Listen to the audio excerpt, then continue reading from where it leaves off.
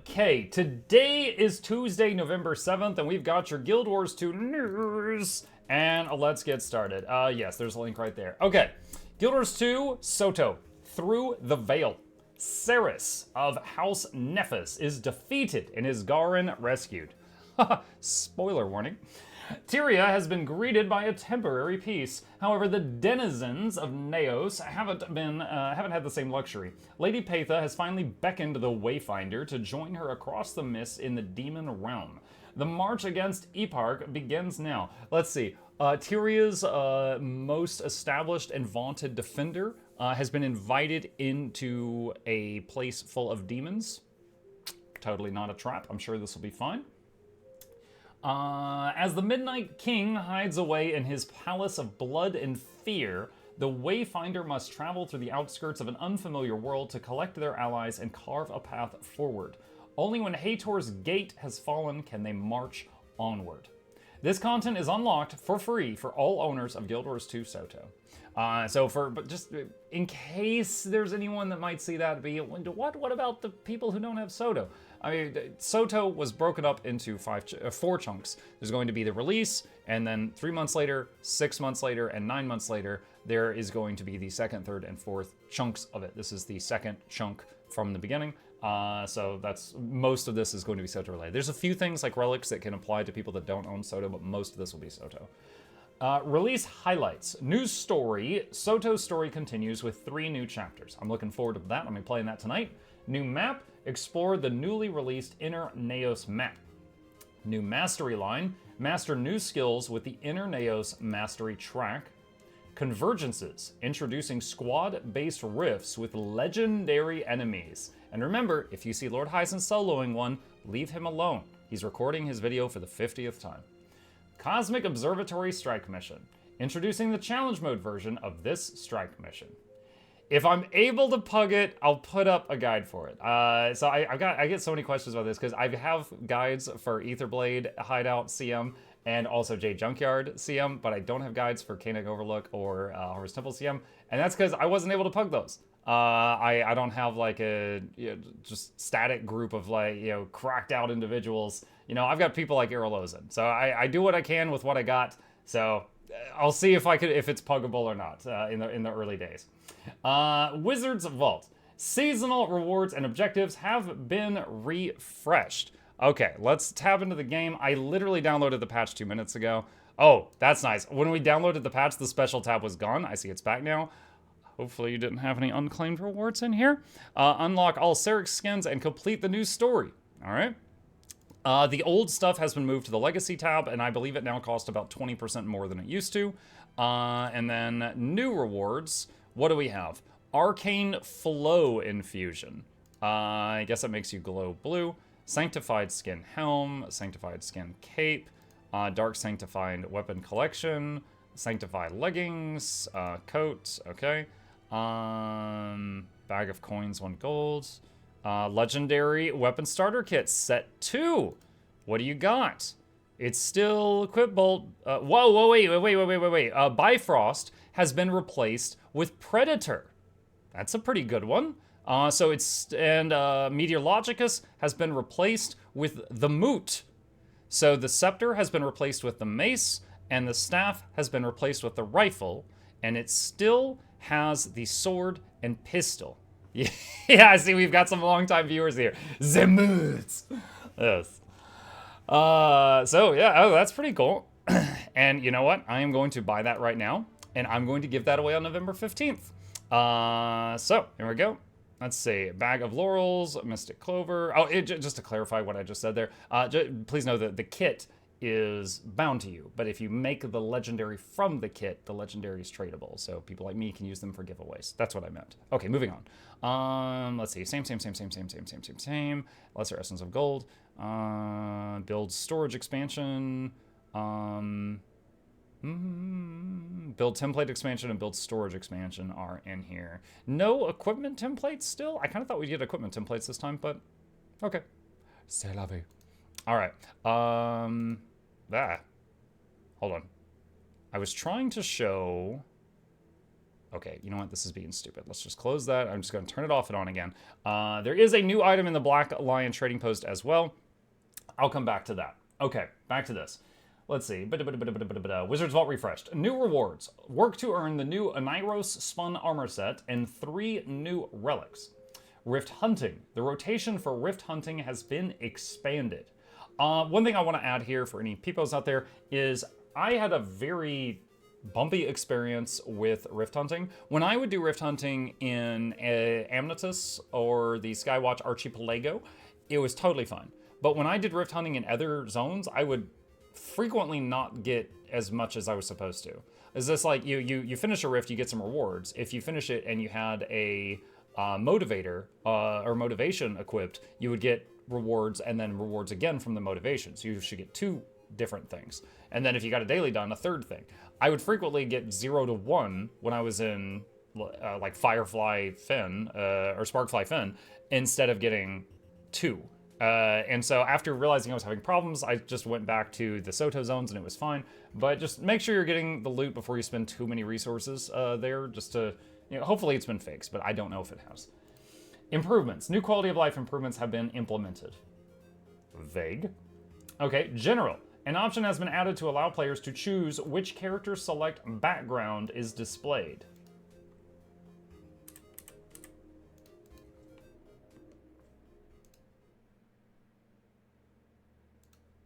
Where's it at?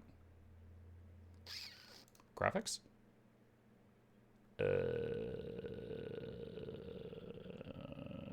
Chat, tell me if any of you find it. I don't know where it's at. Oh, character select background. Maguma. Oh! I found it! Crystal Desert, Harna Maguma, Cantha, Lion's Arch, random.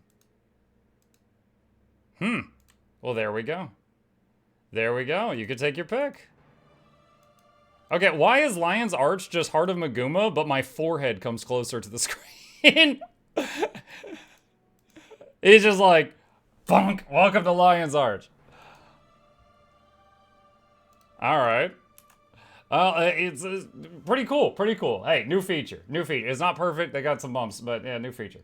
New menus to expand all groups and collapse all groups within the account vault dialogue has been added. The account vault. Expand and collapse all groups have, wait, what? Account vault. Just, are you talking about like the guild bank, like the bank? Is that about your bank? What is account vault? Hold on.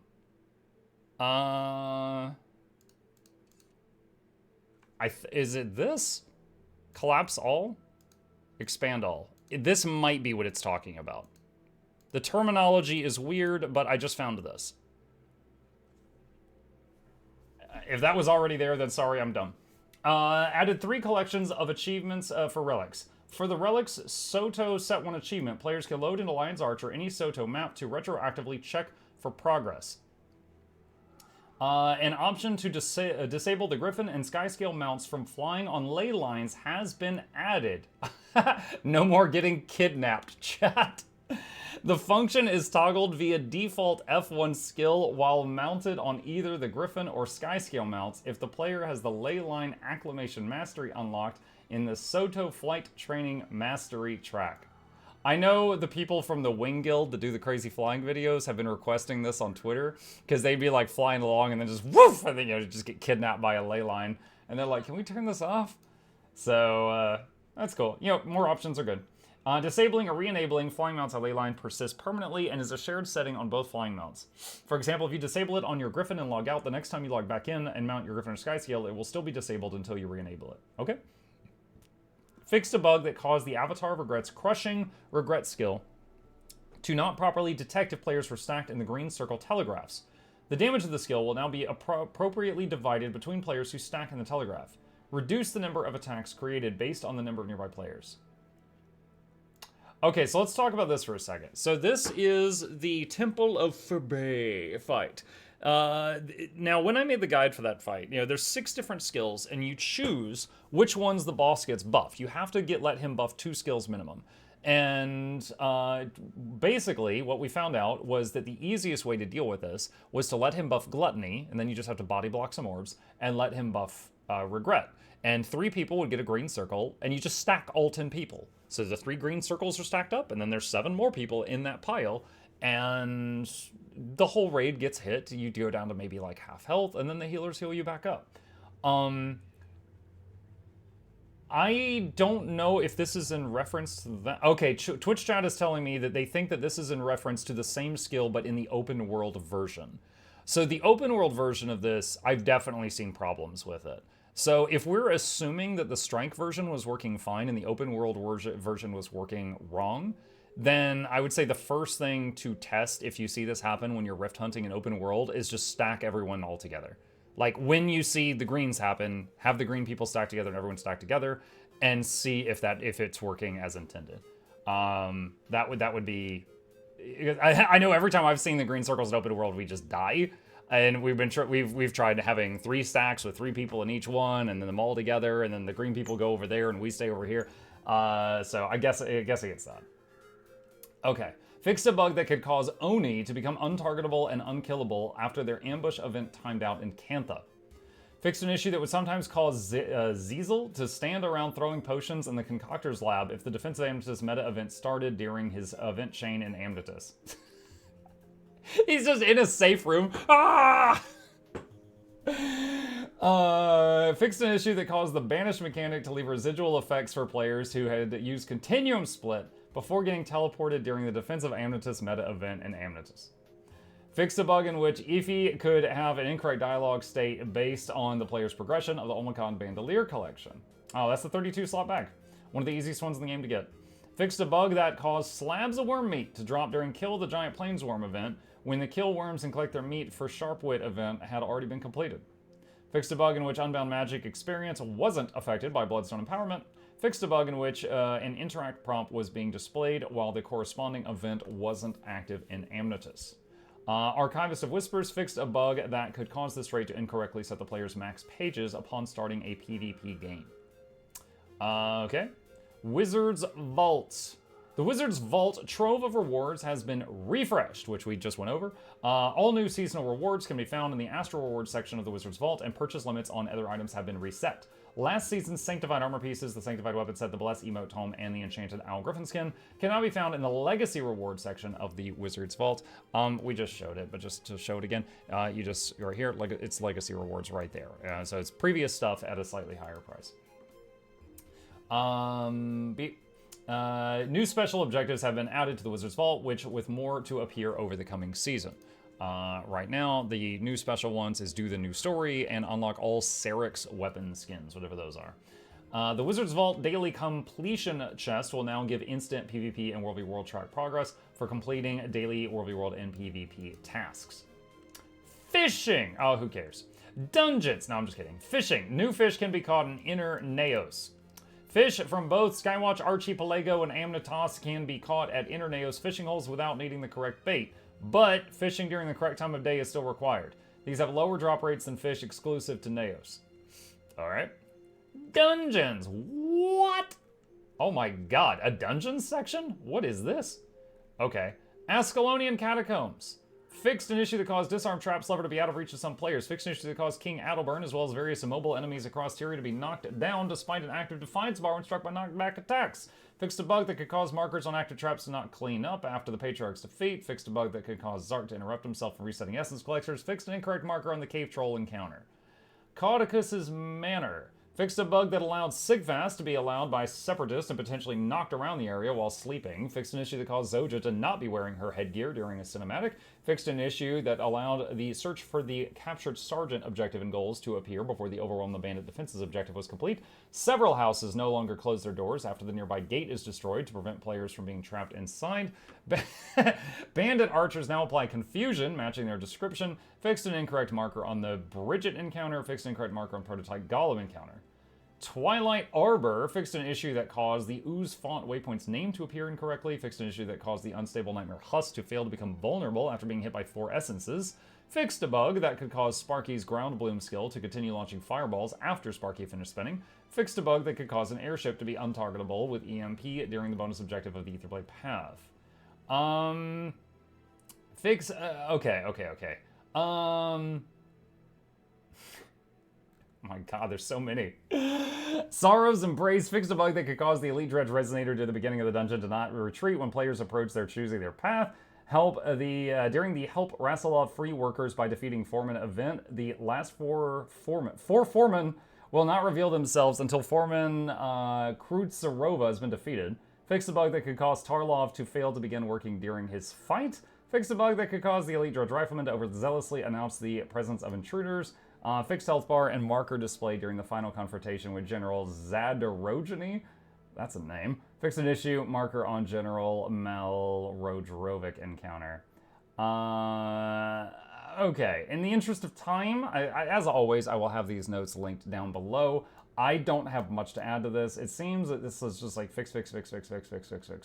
So lots of bugs related to old dungeons have been fixed. I have not done dungeons in years, so I don't really have much to add on to this. This is something new. Added a teleport mode in City of Ara that will let players join their party if they fell behind before Alfard's Serpent of the Waves was engaged. Okay. Alright, so then we've got late notes. Not really that late. They were just added in another post. Fractals. Silent Surf fixed a bug that caused the respawn checkpoint to reset back to the entrance when a player joins a partially completed instance. I don't think I've ever seen that one.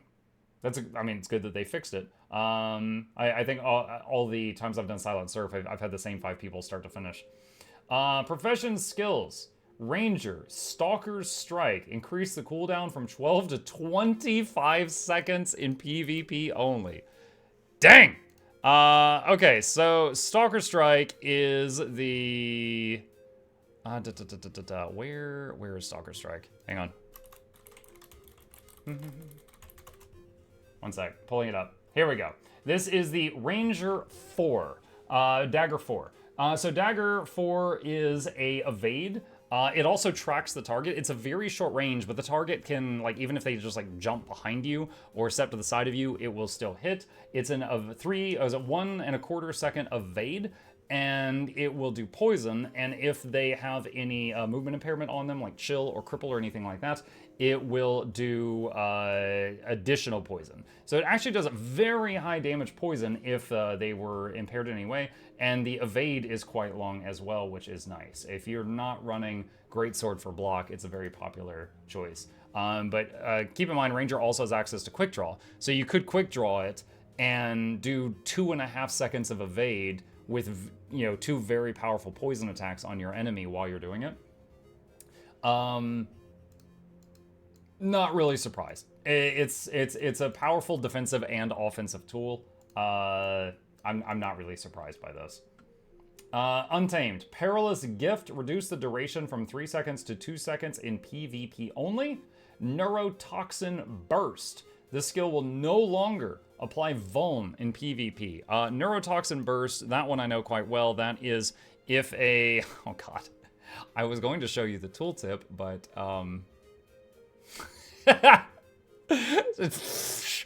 Neurotoxin Burst is somewhere under this crap. It is when a Untamed uses a Soul Beast Dagger and then does an ambush skill, and it does a whole bunch of stuff. It does a whole bunch of stuff.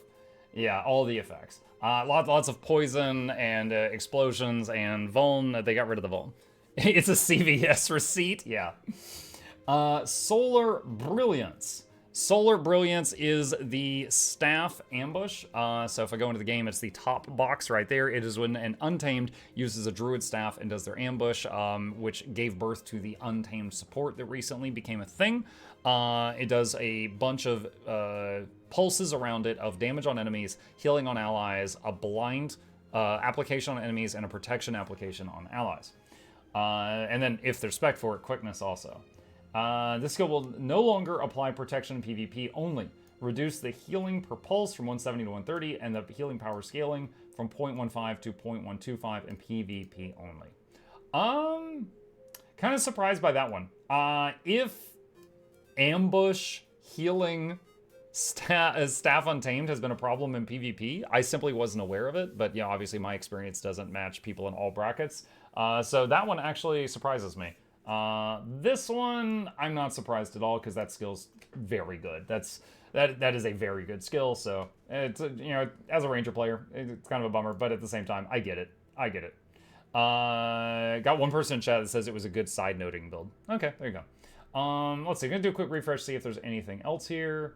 And I don't see anything else yet. All right, so jumping back into the game, we already showed the Wizard's Vault. One other thing that we can show is there is a new thing on the trading or the Blackline Trading Company right now, is the Arcane Alliance Mount Select License, which allows you to choose from these. Now, I don't recall which ones are new, which ones are old, so I'll just go through all of them. We got the Blazing Feathered Raptor, the Primal Maguma Feathered Raptor, the South Sun Feathered Raptor, the Glacial Cuckoo, the Striped Cuckoo, Chunky Burp, the Armored Wolf, the Glacial Wolf, the Brushtail Neon, the Spinetail Neon, that's some interesting horns there, the Aurora Blessed Tigress, the Dark Mist Tigress, the Blazing Manticore, he's a big boy, the Mountain Hopper Manticore.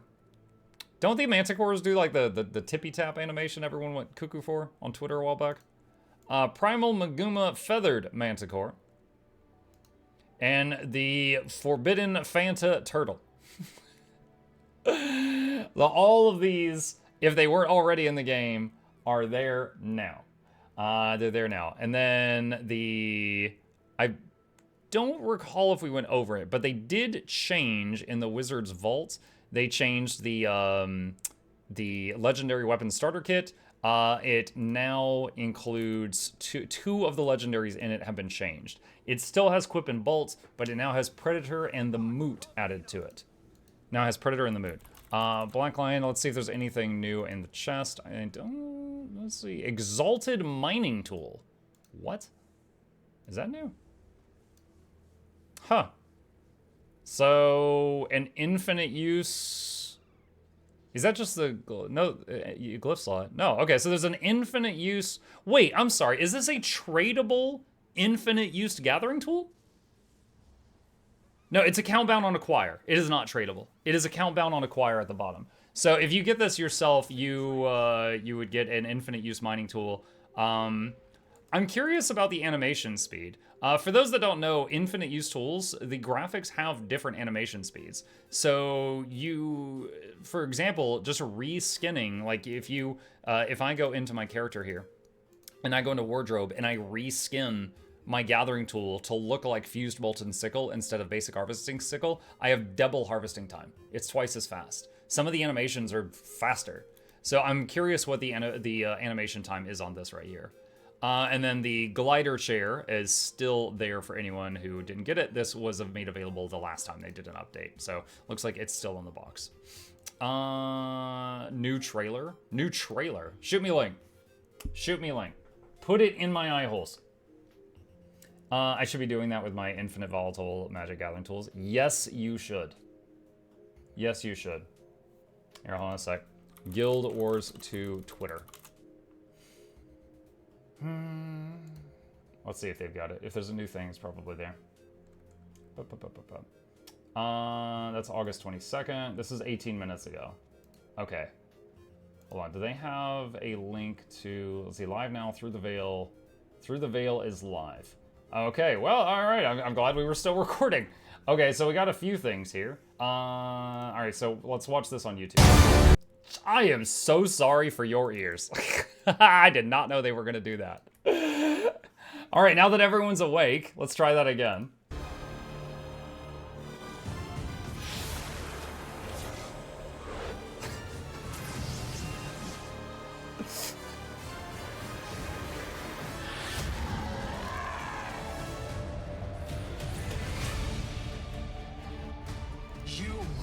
betray our people.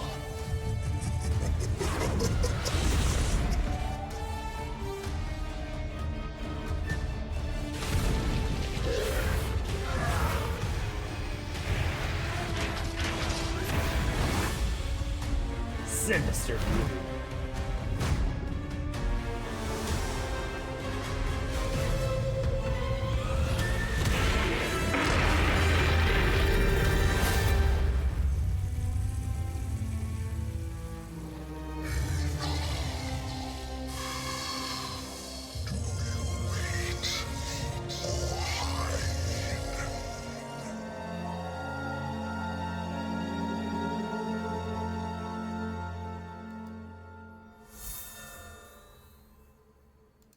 Then we got this awesome artwork here at the end. My main thought watching this was where is she at? Right here. It looks like Zoja's going to be doing the yoga spell. You know, from the end of Defensive Amnetus, where the lady astral projects the big yoga form? It looks like Zoja's going to do the yoga spell. Yep. All right. Well, that's pretty cool. So, okay, that's out now. All right, let's see. I don't know if there's anything here that's new, so I will go through this just in case. Through the Veil is live. Today we're excited to lift the curtain and launch the first major update for Guild Wars 2 Soto Through the Veil. This update contains 3 new story chapters and will send the Wayfinder to a strange new place outside of Tyria proper, Neos, the Realm of Dreams, and home of the Cryptus. As a reminder, this update and the 2 major updates to follow in 2024 are part of the Soto content cycle and therefore are free for anyone who owns that expansion. To begin this update, navigate to the story journal in your Hero Select panel and select Through the Veil and click Play this episode. And we got a picture of some weapons that all have eyeballs and demon tentacles on them. Well, come on and slam and welcome to Japan, kids. All right, what's new? Many of the details for Through the Veil were discussed in our recent studio update blog. As a quick recap, you can experience the following when you jump into the game today. 3 new story chapters, the 3rd expansion map called Inner Neos, convergences, public and squad-based rift hunting challenges against legendary Cryptus, a new mastery track associated with convergences. Really quickly, I'm wondering if I can see that now or if I need to go unlock it somehow. Inner Neos. Okay, it's there, but currently got a padlock on it. Wizard's Vault Seasonal Refresh. Remember, cosmetic items you missed are now in the Legacy tab. They won't expire. New Aniros Spun Armor, a Cryptus-themed armor set. Additional expansion relics. Cosmic Observatory Challenge Mode. Many new rewards, minis, guild decorations, armor, weapons, infusions, and more. And we got a picture of... Wait, these are different. Look. There's other monster mummies. Okay, moving on. More Guild Wars 2 happenings. We have a skills and balance update preview planned for November 28th. On that same day, we're opening up the expanded weapons proficiencies beta, in which you can test new skills and a new weapon for every profession. So for those that have heard, like, necromancers are getting swords, rangers are getting maracas, warriors getting staff, all that kind of stuff, the preview, like, of what those skills are going to do, we'll be able to play it on November 28th. This feature is coming in our 2nd major update for Guild Wars 2 Soto in early 2024, but we'd love to hear what you think after you have tried it out. This week's Gem Store blog showcase 15 new mounts available in the Arcane Delights mount adoption set, which we found earlier. If riding around in style is your thing, be sure to check that out. We also have some incredible Black Friday sales coming later this month, so stay tuned. Does the Gem Store blog show the Black Friday sales? Arcane mount stuff. Yep. We looked at that. Gilded excavations. Okay, what's this? Inside each Blackline chest, you're guaranteed to find redeemable Blackline statuette, Menu Griffin Hatchling, 2 common items. You'll also find a chance to find something rarer in the 5th slot, including special items, glyphs, and skins from Bright Inquisitor weapon collections and the Venom Bite weapon collection. Exclusive item is now the Exalted Mining Tool. Okay. We're refreshing our seasonal selection of dyes with a 20% discount starting Friday. The incredible discounted items include Orion Die Kit, Mordremoth Die Kit, Kralkatorg Die Kit, Norn Die Kit, and Char Die Kit, and many more. Returning this week, many amazing discounts are coming. Don't miss out. Storage expanders, recharging teleport to friend, Black Lion contract boards, and Black Lion garden plot deeds are 20% off from then until November 20th. Okay. All right, pretty cool, pretty cool. All right, so I think that is all the new news that we have for now. But yeah, as always, if you've got anything I missed, please feel free to put it in the comments down below. Corrections are welcome. If you got any questions, problems, thoughts, concerns, let us know. And I guess I'll see y'all in Inner Mayonnaise.